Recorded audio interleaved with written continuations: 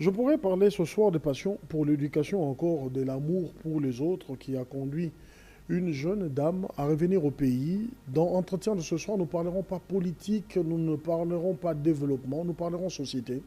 Nous parlerons éducation avec Madame Nancy Chibola Mwinda.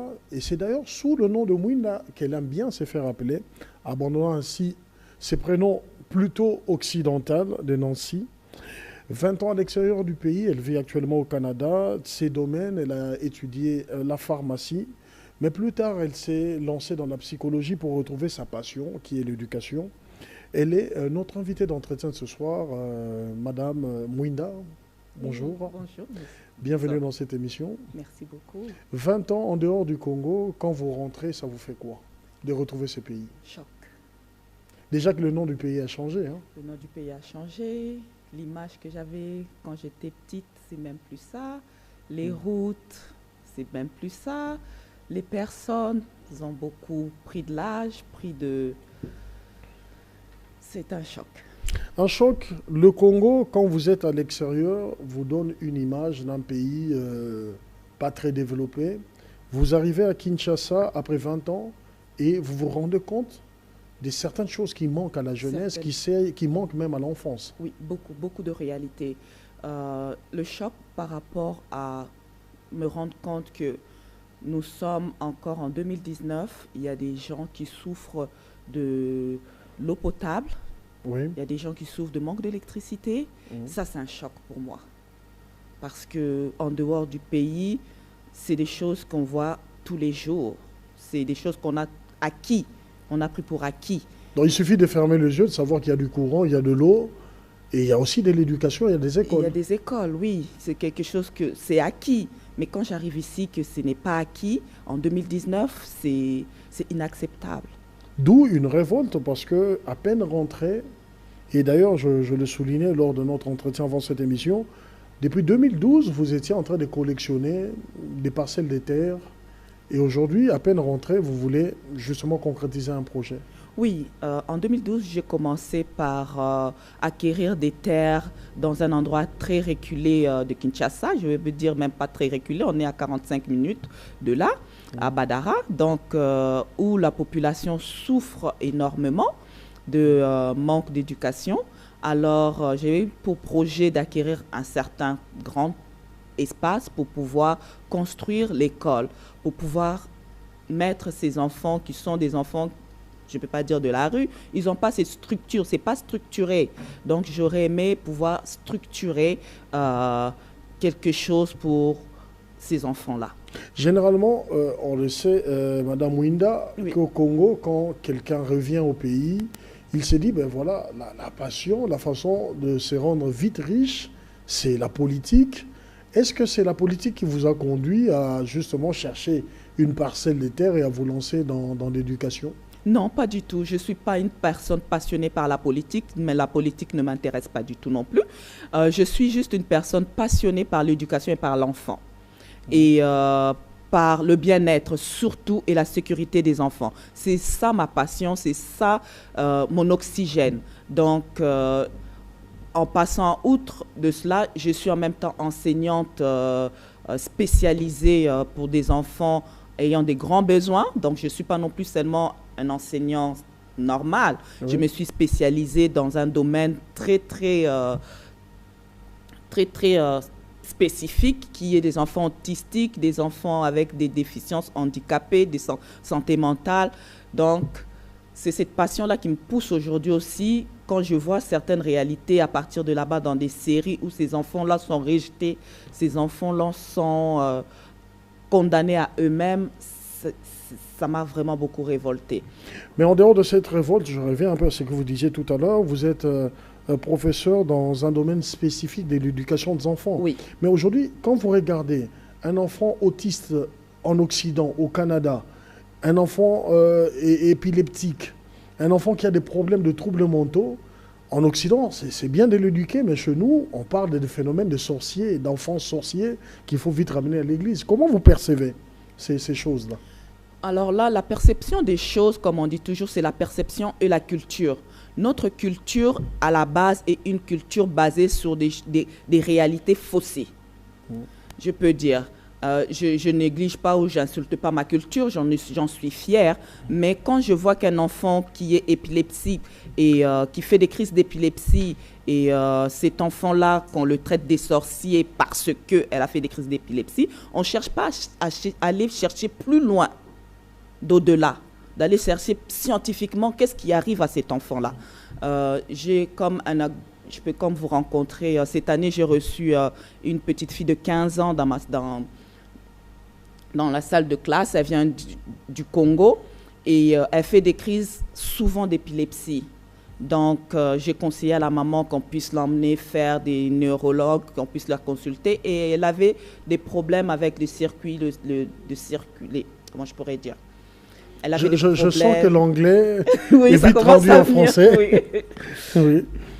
Et des problèmes dans le cerveau le traitement de données était lent. Donc, à force que les gens commençaient à le bousculer, ça lui faisait des court-circuit dans la tête et ça provoquait ces épilepsies. Donc la maman, elle a pleuré en me disant, elle a 16 ans, ça fait comme depuis les gens, elle cachait même sa fille à la maison parce qu'on traitait de sa fille sorcier. Quand elle faisait ses crises, à la fin, on la battait. Je disais, c'est pas possible, c'est pas possible. Mais dans des quartiers comme Badara, un quartier très reculé, ce sont des réalités qui sont plutôt habituelles. Le phénomène sorcier, le phénomène des enfants qui ne vont pas à l'école, le phénomène des jeunes filles qui sont déjà mères. Et comment vous percevez encore ce genre de situation? Quel est le mot que vous adresserez à cette population et à l'ensemble des Congolais? Le mot que j'adresserai à la population de Badara, c'est que rien n'est impossible. Rien n'est impossible et l'avenir appartient à celui qui croit en lui. Donc, les parents, les jeunes filles, les enfants, commencez d'abord à la base de croire en vous, de croire que vous êtes d'abord des personnes, des êtres vivants et vous avez un avenir meilleur. Et à partir de là, on peut faire quelque chose. À partir de là, nous pouvons, nous tous, main dans la main, aider ces enfants-là. Cette aide, vous l'avez commencé, je le disais, depuis 2012. Vous avez acheté des terrains, vous avez eu une grandeur assez voulue. Aujourd'hui, vous lancez un projet, le collège Mwinda, Mon Avenir. C'est quoi cette idée de collège?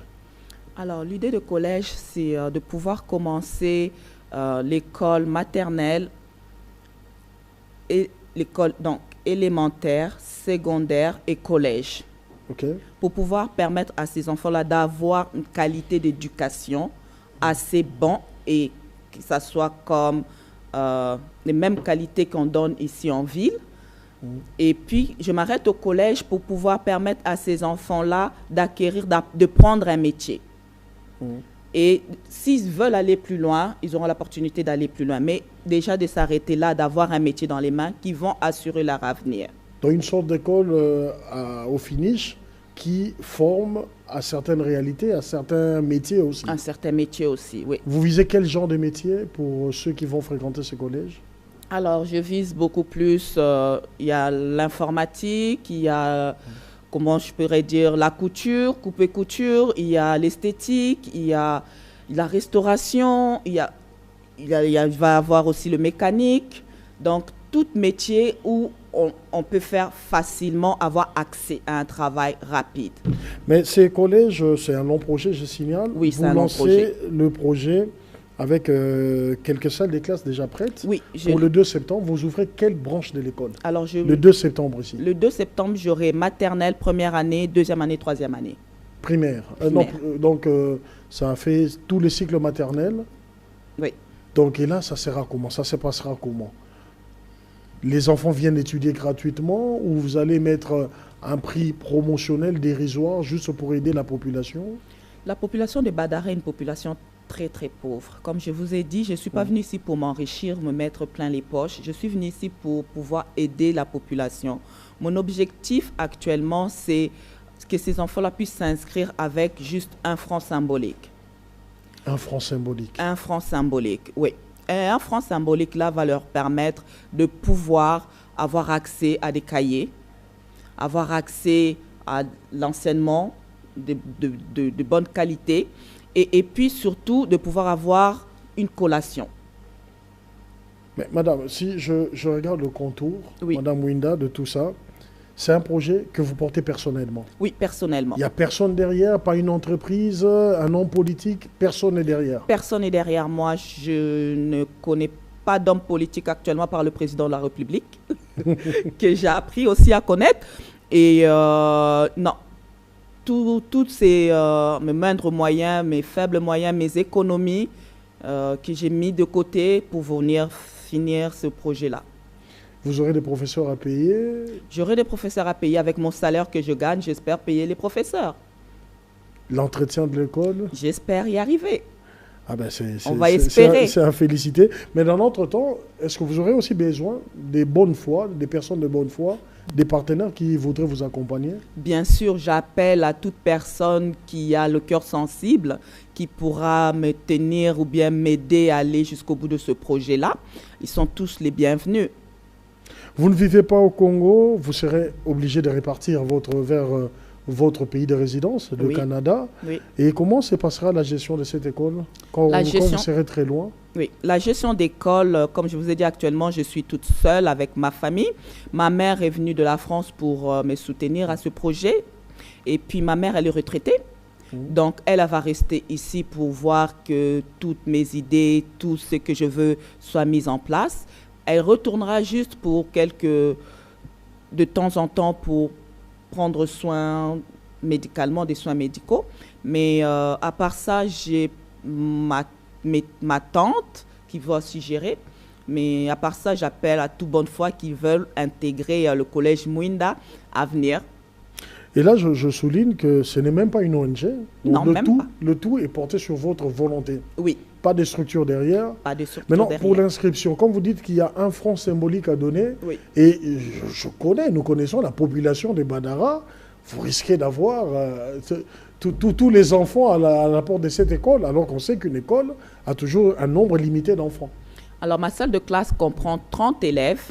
Et puis, comme je l'ai dit aussi dans les inscriptions, c'est les 30 élèves, les premiers arrivés, premiers servis. OK. Donc, je ne peux pas mettre plus de cela parce que la qualité ne va plus être là. Donc, c'est 30 élèves, les 30 premiers arrivés, les 30 premiers servis. Super, comme idée. Mais en cas de débordement, parce qu'on sait que la demande sera forte quand même. À cas de débordement, peut-être faire 2 temps. Un temps le matin, un temps l'après-midi, pour arriver à satisfaire tout le monde. Qu'est-ce que vous en pensez? Peut-être que ce sera l'idée qui sera exploitée. Donc vous avez dit, vous commencez par une école maternelle, 3 ans de primaire, et le projet va s'étendre. Ça va s'étendre, oui. Ça vous coûte quand même beaucoup. Hein? Ça me coûte beaucoup. Construire un collège de cette manière-là, je ne voudrais même pas évoquer des chiffres. Oui, il ne faut même pas. Et vous n'êtes pas en train de vider pratiquement l'argent de vos économies? Là, je suis ruinée. Je rappelle que vous êtes mère de 2 filles. Oui. Vos 2 enfants accompagnent ce projet? Oui, mes 2 enfants sont très, très fiers de moi. J'ai une fille qui a 14 ans et une qui a 11 ans. Les 2, leur désir, c'est de devenir enseignante comme leur maman. Et pourquoi pas venir m'aider dans mon projet. Mais là, si je vous entends dire cette école, est-ce que ça sera une école normale ou c'est une école qui sera cadrée sur ce que vous faites parce que vous êtes professeur des élèves en situation assez difficile? Est-ce que votre école, dans ce collège-là, vous allez prendre tous les enfants des Badara qui seront les vite inscrits ou vous allez prendre des enfants qui se retrouvent dans votre domaine, des enfants qui ont des difficultés? Alors, je vais faire une salle spéciale pour les enfants ayant des déficiences physiques ou mentales. Et cette salle-là, c'est moi personnellement qui viendra former les enseignants qui prendront ces enfants-là à part. Parce que tout enfant, pour moi, a droit à une éducation équitable. Et donc, ces enfants-là, ils auront les meilleurs professeurs formés pour leurs déficiences et leur handicap. Donc, vous lancez aussi dans la formation? Oui, je lance aussi dans la formation. Je rappelle que vous avez fait des études de psychologie. Dans quel département précisément? Alors, j'ai fait la psychologie de l'enfance et j'ai fait la psychologie santé mentale. Ça signifie quoi? C'est un peu scientifique. Alors, la santé mentale, comme moi je dis toujours, nous souffrons tous un peu, nous sommes tous un peu santé mentale fragile, c'est-à-dire un jour ou l'autre, on va se réveiller, on est dépressif, un jour ou l'autre, on va se réveiller, ben, ça va pas. Donc, c'est toujours avoir une hygiène de santé mentale assez équilibrée entre nos valeurs, nos savoirs et notre savoir-être. Vous menez aujourd'hui, Madame Mwinda, un projet personnel qui va dans cette passion pour vous, je le disais, pour l'éducation. Et l'État congolais est là. Vous ne regardez pas du côté politique un projet, l'amener un projet pour que ça puisse s'étendre non pas seulement à cette jeunesse de Badara, mais aussi dans les autres coins du pays ou de la ville. Alors, je profite pour faire un appel d'offres aux hommes politiques de ce pays. Si cela vous intéresse, je suis toujours prête à former les gens pour pouvoir que notre pays soit plus épanoui dans l'éducation. Et si personnellement quelqu'un est touché par cela pour m'appuyer, je serais vraiment très ravie. J'ai une question qui me traverse l'esprit. Oui, vas-y donc. Pourquoi le quartier Badara qui se situe vers l'Angélie? Pourquoi seulement ce quartier-là? Pourquoi seulement ce quartier-là? Comme je vous ai dit, c'est un quartier qui a 40 minutes ou 30 minutes de la capitale. Oui. Ce n'est pas un quartier qui est reculé, c'est un banlieue. Vous vous rendez compte, un banlieue, il manque d'eau, il manque d'électricité. C'est inacceptable. Vous avez habité ce quartier plus jeune? Je n'ai jamais habité ce quartier. Vous l'avez découvert sur une carte, sur Google? Non. Comment j'ai découvert ce quartier? Mon grand-père y habitait. Okay. Mon grand-père vient de décéder il y a plus de 2 ans. Et c'était toujours le même calvaire. Il fallait qu'on aille chercher, il fallait qu'il trouve des gens pour aller chercher l'eau dans la pluie. Il fallait envoyer de l'argent pour qu'on l'emmène en ville pour se faire soigner. Il fallait. Et à la fin, mon grand-père me dit, tu sais quoi, ils sont en train de vendre des terrains et j'aimerais que tu t'acquières des terrains parce qu'un jour, je ne serai pas là. Et c'est la terre où j'ai vécu toute ma vie au Congo. Alors, j'ai commencé à envoyer l'argent et lui, petit à petit, il commençait à acquérir, à acheter des terrains pour moi, sans savoir plus tard qu'est-ce que je ferais de ces terrains-là. J'ai juste accepté ce que mon grand-père m'avait dit, m'avait suggéré, et aujourd'hui, voilà. Donc, pour dire que l'idée de créer cette école, c'est lors de votre récente visite, votre actuelle visite? Non, l'idée de créer l'école m'est venue il y a de cela 3 ans. Il y a de cela 3 ans parce que en étant professeur et syndicat dans mon pays, et puis en étant aussi une femme qu'on peut, dirais-je, je représente le droit de la femme dans mon travail. Okay. Donc ça m'a amené à voyager et à voir beaucoup de choses et à voir les besoins de chaque communauté, parce que le Canada, c'est multiculturel. Okay. Donc, tu vois toutes les besoins de chaque pays. Et j'ai vu qu'au Congo, on avait ce manque-là. Côté éducation. Côté éducation, oui. Okay. Je parle toujours de côté éducation. On avait ce manque-là parce que mes élèves viennent, la plupart d'eux viennent du Congo. Quand ils sont là, ils ne savent même pas lire ni écrire. Pourquoi? C'est la question que je me suis posée. Pourquoi? Alors, que dois-je faire, moi, pour arriver que cette réalité puisse ne plus être cette réalité? Je rappelle que l'école, le collège Mwinda Mon Avenir, qui est en construction, déjà les choses avancent. Brad Théo va nous aider à travers cette émission à voir quelques images de ce vaste chantier. Vous ouvrez le 2 septembre. Oui. Les 30 premiers qui arrivent sont inscrits. Oui. Donc je lance déjà un message à tous ceux qui sont du côté du quartier Badara pour vite aller inscrire leurs enfants. En dernière question, quelle serait la finalité de tous ces projets? Vous vouliez aller où? Alors, ou quel est le futur projet après le collège Mwinda Mon Avenir? Le futur projet, c'est avoir une maternité raisonnable à Badara.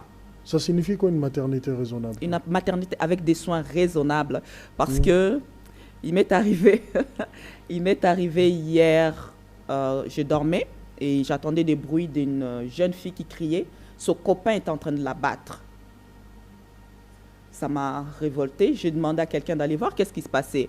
Alors cette fille-là était en sang et puis elle allait mourir. Donc, on a pu porter cette fille-là les premiers soins, puis on a ramené dans un hôpital. Et je regardais l'hôpital, j'ai dit, oh my God, oh mon Dieu, on doit fermer ça. Ça ne doit pas exister. J'ai pris l'argent que j'avais, j'ai donné pour les premiers soins de cette petite fille. Et puis là, je me suis dit, je dois créer quelque chose pour ces filles-là. Je dois créer quelque chose, je dois faire quelque chose. Et vous avez pensé à une maternité? J'ai pensé à une maternité et un centre culturel pour femmes. Beaucoup de projets. Beaucoup de projets. Mais le terrain est vaste, le terrain est grand. Nous les découvrons en images. Oui. Donc ceux qui voudraient bien, amis téléspectateurs, ceux qui voudraient bien participer à ces projets, qui n'est pas politique, qui n'est pas lié à une ONG, qui est simplement lié à la personne de Madame Nancy Chibola-Mwinda que nous avons reçue. Madame, je vous dis merci. Merci beaucoup, Monsieur Dixon. Nous osons croire que votre passion pour l'éducation et cet amour pour les autres pourra atteindre tous ces objectifs. Merci beaucoup. Merci à vous aussi de nous avoir suivis à travers ces magazines Entretien. Prochain numéro avec un autre invité. D'ici là, portez-vous bien et bonne suite au programme sur nos antennes. Au revoir.